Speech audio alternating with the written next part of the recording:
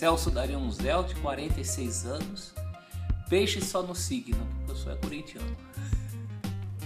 Corinthians nasceu do bairro paulistano do Bom Retiro, em 1910, para a prática do futebol. Depois teve que mudar para o centro da cidade. Existe até uma tese aos interessados chamada Resistência e Rendição, os primeiros anos do Esporte Clube Corinthians Paulista, uma tese defendida na PUC pelo professor Plínio Labriola Negreiros, também nascido no Bom Retiro, em que ele fala que o Corinthians, para crescer, teve que mudar, como muitos de nós, né, que deixam suas origens, mudam de bairro, atrás de um status maior. O Coringão também foi vítima dessa rendição, resistiu até quando pôde, se rendeu. Quem sabe não estamos vivendo no momento mais uma rendição, né? Rendição às arenas, a troca do Pacaembu por Itaquera, uma série de coisas que estão acontecendo aí. A história se repete, mas o Corinthians nasceu humilde no bairro do Bom Retiro, em São Paulo. O Corinthians nasceu para a prática de um esporte esquisito que os ingleses haviam trazido apenas 16 anos antes para o Brasil, um esporte chamado futebol. Todo mundo correndo atrás da bola, um esporte oficialmente dominado pelas elites, São Paulo Atlético dos ingleses, Germânia dos alemães, Mackenzie dos estudantes. E o Corinthians nasceu para a prática de um outro tipo de futebol, um futebol paralelo, que ainda hoje resiste, que é o futebol de várzea. A alma do Corinthians está na várzea. Ele nasceu para jogar o jogo, não propriamente esse que a gente conhece, um jogo com mais alma. Nasceu na várzea, com muito orgulho.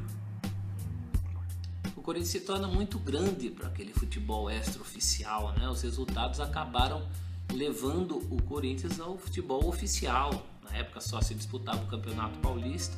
E nos anos 20 o Corinthians é absoluto. De 10 anos, 20, o Corinthians ganha 6 campeonatos, 2 tricampeonatos. Se a gente considerar o fim da década de 20 em 1930, que é o ano do segundo tricampeonato, tricampeão de 22, 23, 24, 28, 29, 30, campeão do centenário da independência em 1922, já tinha ali os primeiros ídolos, ainda o Neco, ainda o Amilcar, remanescentes da época do Bom Retiro, e já tinha Armando Deodébio, que depois seria zagueiro tricampeoníssimo e técnico tricampeão, uma legenda na história do clube, figuras como o seu Guido Giacominelli, que além de presidente era também técnico, era o presidente que escalava o time, não batia pênalti, mas era o presidente que escalava o time, né? Um time bem sui generis e já consolidado entre os grandes de São Paulo. Aí o Corinthians já faz parte do chamado trio de ferro, com o paulistano, o clube da elite, o Palestra Itália, o clube da colônia,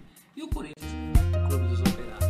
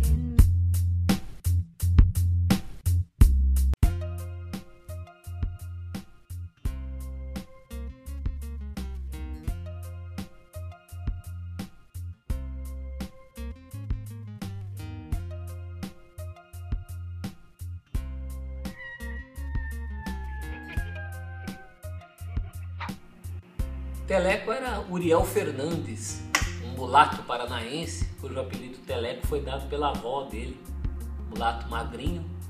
Corinthians numa crise danada, porque não tinha se acostumado com o profissionalismo. 1933 foi o pior ano da história do Corinthians.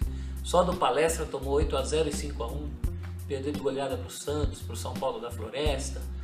E no fim de 34, mais para o último jogo de 1934, uma derrota para o Vasco, no Rio, aparecem vindos do Paraná 2 jogadores, o Wilson, um ponta esquerda, e o mulato Teleco, que tinha se destacado fazendo muitos gols num jogo da seleção paranaense contra a seleção paulista. Era uma época de muito pouco intercâmbio entre os estados, e o Corinthians tentou a sorte com esse Teleco que veio do Paraná. O Wilson voltou, o Wilson Zanini acabou voltando para Curitiba.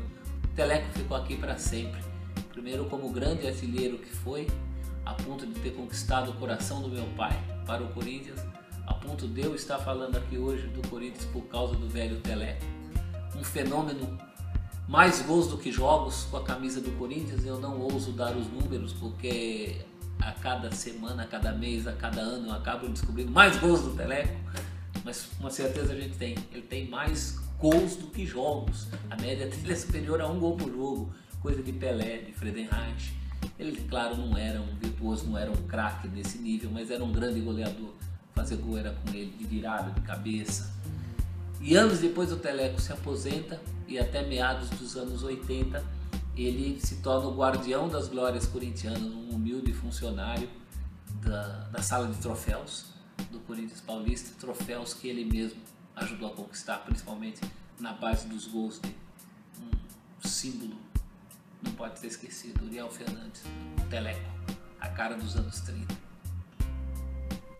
No meu livro Timão, 100 anos, 100 jogos, 100 ídolos, eu chamo a década de 40 de a década quase perdida. Perdida mesmo foi a de 60, mas a de 40 começa muito bem, se você considerar o primeiro ano da década de 40, o ano de 1941, é o ano em que o Corinthians ganha um campeonato com folga, primeiro título no Pacaembu, embora a taça mesmo tenha sido conquistada na Vila Belmiro, mas foi o primeiro campeonato com jogos no Pacaembu que o Corinthians ganhou em 41. Time inesquecível, Ciro Agostinho e Chico Preto, Jango Brandão e Dino, Lopes Servilho, Teleco, Joane e Carlinhos ou Milani. Sobrava gente boa nesse time, técnico Armando Deodébio, que também com muita história no clube. O Corinthians é campeão absoluto de 1941, mas durante todo o resto dos anos 40 não ganha mais o Campeonato Paulista. Ganha a Taça São Paulo, que era um torneio importante na época. Em 42 ganha a Quinela de Ouro, um torneio, uma espécie de prévia, embrião do Rio São Paulo, com os 3 grandes de São Paulo, com Flamengo e Fluminense do Rio. O Corinthians continua tendo craques, traz Domingos da Guia, maior zagueiro da história do futebol brasileiro em todos os tempos. Já tem, em meados da década, futuros ídolos como Cláudio e Baltazar, mas não ganha mais campeonatos paulistas naqueles anos 40. Então os anos 40 foram marcados por isso, né? Com muita paixão, muita determinação, talvez o embrião do que venha a se chamar Fiel, anos depois, quando o time fica 22 anos na fila.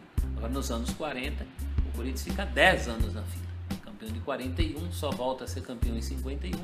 Fica assistindo principalmente o predomínio do São Paulo do Leônidas da Silva, que, mal comparando, é mais ou menos o Pelé, o que foi o Pelé para o Santos nos anos 60.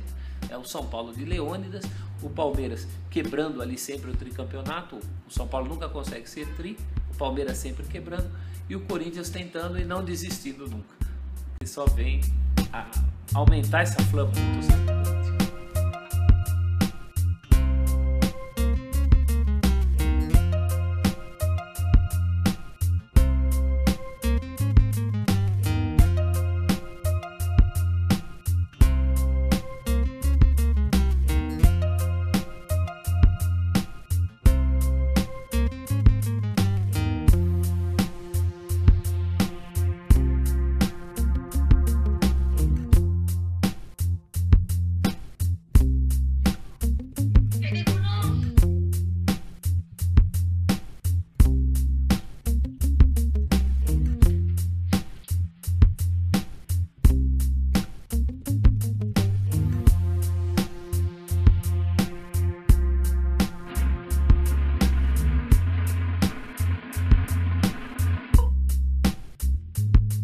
C'est tout.